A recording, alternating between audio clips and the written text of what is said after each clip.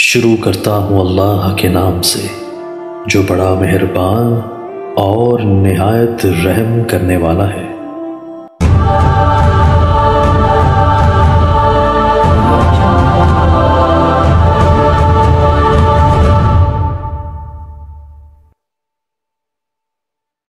عمرہ کرتے وقت ماہواری آ جائے، سمجھ نہ آئے، عمرہ ہو جائے تو کیا سمجھنا ہے؟ عورت کو سمجھ نہیں آتی کہ مجھے حیض آیا ہوا ہے۔ بیماری کی وجہ سے ماہواری پہلے آ جائے، تقریباً 14 دن پہلے آ جائے، بہرحال وہ بیماری ہے، وہ حیض نہیں ہے، تو اس میں آپ غسل کر کے طواف کر سکتی ہیں۔ پتھر آپ کے پیچھے آ رہا تھا، اشارہ کیا، وہ پتھر ہوا میں روک گیا، یہ کوئی آپ نے ڈھونڈا ہوا ہے، نہ قرآن میں ہے نہ حدیث میں ہے۔ آپ اسی کام کے لیے مکے مدینے آتے ہیں نا، کہیں پتھر ڈھونڈتے ہیں، کہیں حضرت علی کا قدم ڈھونڈتے ہیں۔ انا للہ و انا الیہ راجعون۔ میرے بچے سننے اور بولنے سے معذور ہیں، اللہ شفا عطا فرمائے۔ جنازے کے بعد جو دعا ہے وہ بدعت ہے، جنازہ خود دعا ہے، تو دعا کے بعد دعا کا کیا مطلب؟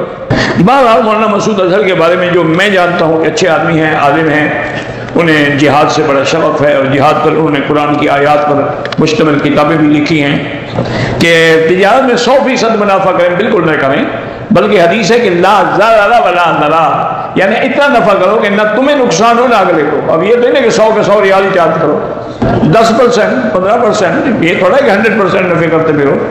مسلمان اصل میں جو کام کرتا ہے نا بڑی ترقی سے کرتا ہے۔ ہندو جو ہے نا سود پیسوں میں کھاتا تھا، یہ ماشاءاللہ روپوں میں کھاتے ہیں۔ زندہ لوگوں کے لیے آپ خود طواف کریں، پھر ان کے لیے ثواب کی دعا کریں۔ زواری کرنے کا ثواب جو ہے وہ 70 حج کے بعد زواری کرنا ہی ناجائز ہے، تو ثواب کیا ہوگا؟ فٹ پاتھ پہ باہر کھڑے ہو جاتے ہیں نماز میں، اگر اگلی صفحے نظر آ رہی ہیں تو نماز ہو جائے گی۔ طواف کے 2 رکعت واجب ہیں، پہلے پڑھ لیں پھر صفا دوڑیں، ورنہ اگر صفا دوڑ کے بھی پڑھ لیں تب بھی جائز ہے۔ زوال سے پہلے جو جمعہ کے دن اذان ہوتی ہے وہ نماز کے لیے نہیں، اعلان کے لیے ہوتی ہے، تاکہ تم تیار ہو کے آ تو سکو نا۔ زمزم بیٹھ کے پیئیں، اگر کھڑے ہو کے پیئیں تو گناہ نہیں ہوگا۔ میری نمازیں جو چھوٹ گئی سب سے پہلے توبہ کریں، اس کے بعد جتنے دن ہے قضا پڑھتے رہیں۔ میرا بھائی عبدالرقیب دل کا مریض ہے، ہسپتال میں داخل، اللہ شفا دے۔ میری بیوی کو بھی یلقان ہے، اللہ شفا عطا فرمائے۔ حج کرنے والا اگر طواف زیارت نہ کرے تو بیوی حلال نہیں ہوگی۔ اللہ تمام حضور کی امت کی مغفرت فرمائے اور رحمت فرمائے۔ حرم میں عورتیں بھی نماز جنازہ پڑھتی ہیں، بالکل ٹھیک ہے، جائز ہے۔ ایک طرف سلام پھیریں جائز ہے، 2 طرف پھیریں جائز ہے۔ بہرحال جنازے کا معنی بخشش مانگنا ہے، گواہی دینا نہیں۔ اللہم اغفر لحینا و میتنا، شاہدنا کا معنی تم نے گواہ بنا دیا، شاہدنا کا معنی جو حاضر ہیں جو غیر حاضر ہیں۔ کہتے ہیں کہ میاں بیوی میں اگر جھگڑا ہو جائے تو پہل کون کرے؟ دونوں نہ کریں۔ یہ تو ہے گھریلو مسائل کا مجھ سے کیا تعلق ہے؟ مجھ سے پوچھتے ہو، اللہ ہدایت دینا، اور کیا کریں؟ جلدی میں دیکھ نہیں سکا، ورنہ میں ایسے مسائل کا جواب نہیں دوں گا آئندہ۔ میرا بیٹا بیمار ہے، اللہ شفا دے۔ تندرست آدمی کو بھی ثواب کے لیے دعا کر سکتے ہیں۔ والدہ کا حج بدل کرنا چاہتا ہوں، پہلے اپنا کریں پھر ان کا کریں۔ بعض علماء کو، پاکستانی علماء کو لوگ گالیاں دیتے ہیں، اللہ ان کو ہدایت دے۔ علماء کو گالی دینے والے کے لیے عاقبت خراب ہو جاتی ہے۔ میں نے آپ سے کافی مسائل سیکھے ہیں، اللہ آپ کو ہدایت دے۔ ایک قاری نے میرے ساتھ فراڈ کیا ہے، تو اب میں بھی فراڈ کروں، فراڈ کا بدلہ فراڈ نہیں ہوتا ہے، یا معاف کر دو یا اپنا حق وصول کرو۔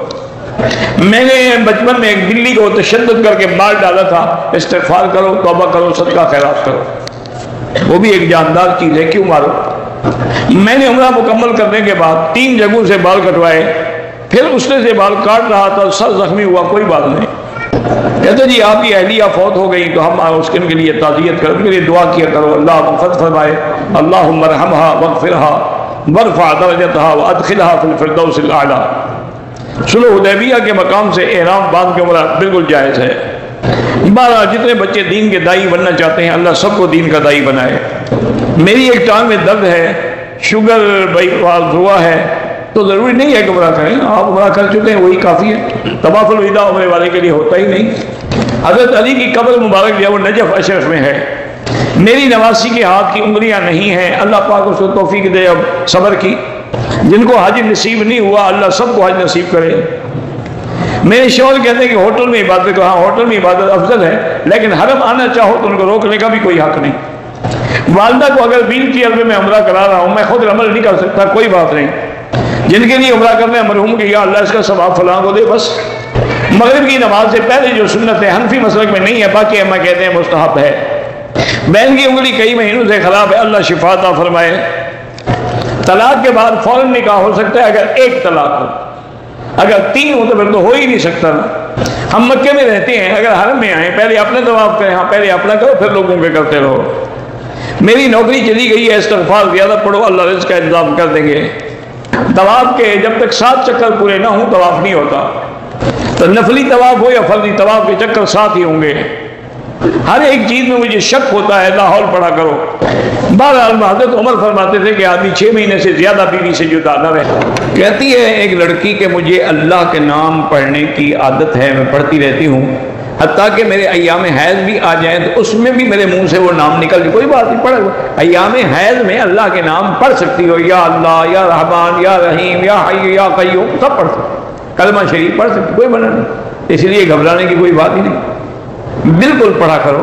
لیکن اصل میں یہی ہے کہ جب ایک چیز کی عادت ہو جاتی ہے نا، ہمارے اپنے علاقے میں تھے ایک حافظ صاحب، اللہ ان کی قبر پہ رحمت کرے، تو اس کو قرآن شریف پڑھنے سے عشق تھا، بہت بڑے اس زمانے میں بڑے حافظ۔ مجھے انہوں نے خود ایک دفعہ فرمایا کہ مکی صاحب اب تو میں مجبور ہو گیا ہوں کہ میں حمام میں جاتا ہوں نا تو کپڑے سے زبان کو پکڑ کے بیٹھ جاتا ہوں، اگر نہ پکڑوں تو پھر قرآن کی آیت نکل جاتی ہے، اب میں حمام میں بیٹھ کے کیسے قرآن پڑھوں؟